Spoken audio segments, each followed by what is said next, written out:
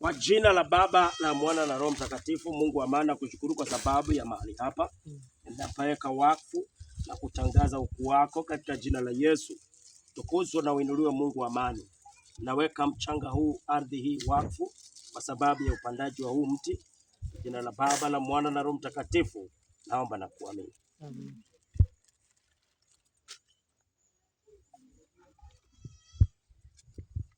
Kwa jina la Baba na Mwana na Roho Mtakatifu, Mungu wa maana, kushukuru kwa sababu ya mti huu.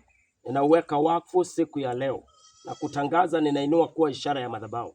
Mti huu ninaupanda kwa sababu ya elimu ya jamii hii. Kwa jina la Yesu Kristo, natangaza ya kwamba watoto wa boma hii wataelimika katika jina la Yesu. Kizazi cha boma hii kitaelimika kwa jina la Yesu. Napanda nikitangaza ya kwamba katika jina la Yesu, katika kiwanja hiki utakuwa na sherehe nyingi kwa jina la Yesu. Utakuwa na sherehe za maprofesa, utakuwa na sherehe za madaktari, utakuwa na masherehe kubwa za watu kufuzu university.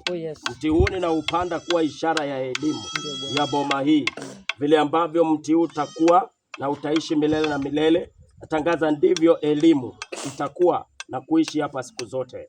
Kwa jina la Baba la Mwana na Roho Mtakatifu, naomba na kuamini. Amen.